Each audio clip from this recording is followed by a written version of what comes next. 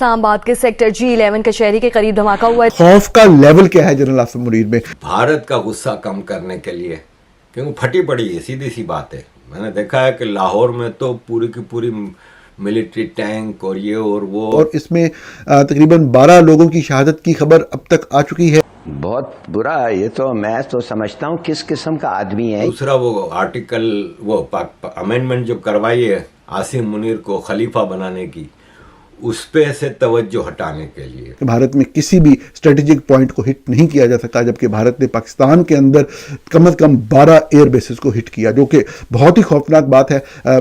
एक पैगाम है उन लोगों के लिए जो आंखें बंद करके सोने के आदी हैं। आसिम मुनीर और पाकिस्तान के ISI को पता है, इसलिए उन लोगों ने हड़बड़ी में अब इस्लामाबाद के अंदर करा दिया, क्योंकि पाकिस्तान और इंडिया दोनों में एक ही तरह के जनाब कुछ वाकयात रूनुमा हुए हैं। ये अपनी दुकान चलाने के लिए ये चीज़ें पाकिस्तान को ज़रूरी होता है कि वो ये टेररिज्म को कंटिन्यू करे। ताकतवरों के सामने पतलूने छोड़ के भागने वालों ने आज अपने नेते भाइयों पे गोलियां, इनको काटने को आते हैं। वही वाली बात कि आप जब सांप पालते हैं तो वो जरूरी नहीं कि आपके दुश्मन के बच्चों को काटे, वो आपके बच्चों को भी काटता है। उससे मेरा सर शर्म से झुक गया। लिटरली मुझे लग रहा है कि मुझे पाकिस्तानी होने के नाते, आसिम मुनीर के आने के बाद पहलगाम होता है, अब ये दिल्ली होता है। फौज के साथ इख्तलाफ ही ये है कि वो इसने दहशतगर्द पैदा किए हैं। मैं क्या बोलूं, मैं इनकी तो फटने वाली है सही से। हेलो फ्रेंड्स, जय हिंद। हिंदुस्तान स्पेशल में आपका स्वागत है दोस्तों। पाकिस्तान में भारत का अब इतना खौफ है कि आसिम मुनीर ने भारत के ऑपरेशन सिंदूर 2.0 से डरकर अपने ही 12 लोग उड़ा दिए हैं।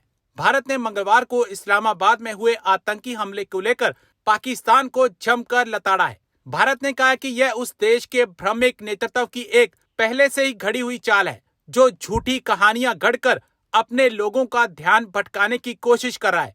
मंगलवार को इस्लामाबाद की सेशन कोर्ट में ब्लास्ट हुआ, जिसमें 12 लोगों की मौत हो गई। भारतीय विदेश मंत्रालय के प्रवक्ता रणधीर जायसवाल ने कहा है कि अंतर्राष्ट्रीय समुदाय वास्तविकता से भली भांति परिचित है और पाकिस्तान की हताश कोशिशों से गुमराह नहीं होगा। उन्होंने कहा कि भारत पाकिस्तान के भ्रमित नेतृत्व द्वारा लगाए जा रहे निराधार और बेबुनियाद आरोपों को पूरी तरह से खारिज करता है। इस्लामाबाद में हुए इस हमले से पाकिस्तानी आर्मी पूरी तरह से घिर चुकी है।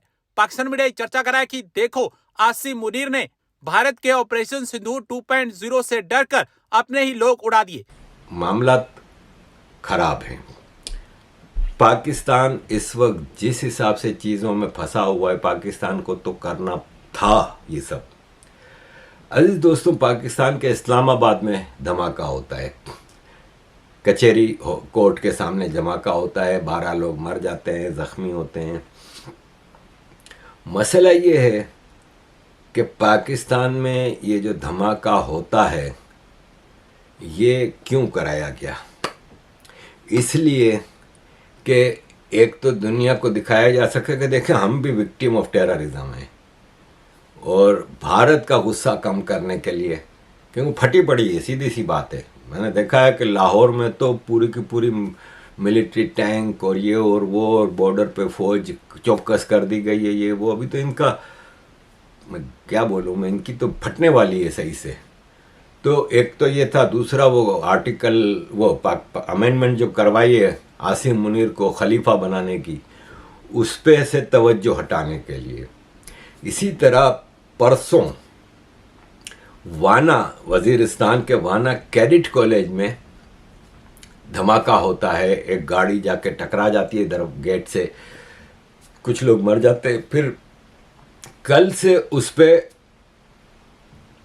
ये कह रहे हैं कि TTP के टेररिस्टों ने कब्जा किया है। सेम मोडस ऑपरेंडी नज़र आता है जो आर्मी पब्लिक स्कूल में हुआ था, कि आर्मी पब्लिक स्कूल में भी इसी तरह हमला हुआ था। सेम मोडस ऑपरेंडी, और आर्मी पब्लिक स्कूल के लिए TTP के स्पोक्स पर्सन एहसानुल्लाह एहसान ने कहा था कि ISI के कहने पे हमने वो करवाया था। वो आर्मी पब्लिक स्कूल, नाम आर्मी पब्लिक स्कूल है, उसमें आर्मी से ज़्यादा प्राइवेट बच्चे ज़्यादा थे, ये भी मैं बता दूं। और जो बाकी बच्चे थे वो आर्मी के जूनियर स्टाफ के थे, जनरलों के बच्चे नहीं थे उसमें। तो ये है कि वो आर्मी पब्लिक स्कूल जैसा हुआ है। और कल शाम तक तो अभी तक जंग चल रही थी। उसमें मज़े की बात यह है कि पाकिस्तान के जो DGISPR और जो स्पोक्स पर्सन हैं आर्मी के, वो कह रहे हैं अंदर से अफगानों ने कब्जा किया है। अरे भाई, आपको कैसे पता चला? अभी तो अंदर है ना, वो अंदर से वो लड़ रहे हैं, आपको कैसे पता चला कि वो अफगान है? पश्तो बोल रहे हैं इसलिए शायद। तो पश्तो तो आपका पाकिस्तान के पश्तो नहीं बोलता क्या? तो पूरा अफगानिस्तान और इंडिया पे डालने के लिए ये आर्मी कैडेट स्कूल का भी, वो वाना कैडेट कॉलेज का भी ड्रामा चल रहा है। और उसमें मतलब स्टूडेंट्स को फौज जान पे खेल के बचा रही है। एक फौजी नहीं मरा उस कैडेट कॉलेज में, एक फौजी नहीं मरा, जान पे खेल के बचा रही है। सब इनके अपने किए धराए हैं। इसमें कोई शक नहीं है कि दिल्ली के धमाके में पाकिस्तान पूरी तरह इसमें इन्वॉल्व है। पाकिस्तान में आर्मी के हाथ से चीज़ें निकलती जा रही हैं। इन्होंने जो अभी कॉन्स्टिट्यूशनल अमेंडमेंट ला के आसिम मुनीर को इतना स्ट्रॉन्ग करने की कोशिश की, इसका रिएक्शन पब्लिक में बहुत ही ज़्यादा है। तो अब ये शो कर रहे हैं कि नहीं देखो, हम हालत जंग में हैं, ऐसे में हमें आर्मी चीफ को स्ट्रॉन्ग करना चाहिए। तो भाई साहब, आपको देखना होगा कि जब एक पीस का माहौल चल रहा था, जब आसिम मुनीर आया था तो पीस का माहौल चल रहा था। कोई इतना ज़्यादा पाकिस्तान में भी टेररिज्म नहीं हो रहा था और कोई इतनी चीज़ें भारत में भी कुछ नहीं हो रहा था। ये आसिम मुनीर के आने के बाद पहलगाम होता है, अब ये दिल्ली होता है, पाकिस्तान में TTP की कार्रवाइयाँ बढ़ती हैं। ये क्या है? ये अपनी दुकान चलाने के लिए ये चीज़ें पाकिस्तान को ज़रूरी होता है कि वो ये टेररिज्म को कंटिन्यू करे। खौफ का लेवल क्या है जनरल आसिम मुनीर में? हम गुफ्तगू आगाज इस्लामाबाद में हुए बम धमाके से करेंगे। आप सब लोग जानते हैं इस्लामाबाद में डिस्ट्रिक्ट कोर्ट्स के बाहर एक धमाका हुआ दोपहर के वक्त, और इसमें तकरीबन 12 लोगों की शहादत की खबर अब तक आ चुकी है। उसमें वकला भी शामिल हैं, पुलिस वाले भी शामिल हैं, आम शहरी भी उसके अंदर शामिल हैं। बहुत से लोग ज़ख्मी भी हुए इस अफसोसनाक वाक़े में, अफसोसनाक सहने में। और इसका जो सबसे अहम पहलू था वो ये था कि 24 घंटे से भी कम वक्त पहले भारतीय दारुल हुकूमत में बहुत ही अहम जगह लाल किला के बाहर एक बम धमाका हुआ, एक कार बम धमाका हुआ। उसमें भी तकरीबन इतने ही लोग मारे गए। इस बारे में शायद तहकीकात तो दोनों हवालों से होंगी। और मैंने कल जब भारत में हुए बम धमाके का जिक्र किया था तो बड़े वादे अंदाज में कहा था कि जब तक तहकीकात ना हो तो कोई बात नहीं की जानी चाहिए।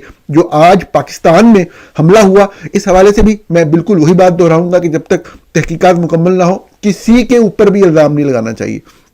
और ख़ुसूसी तौर पे एक बुनियादी असूल होता है कि आप कभी भी किसी कौम पे इल्ज़ाम नहीं लगाते, पूरे का पूरा उठा के जो है वो इस तरीके से, ये एक बेहतर कौमी हिकमत अमली नहीं होती कि आप इस तरह कौमों के ऊपर इल्ज़ाम लगाना शुरू कर दें।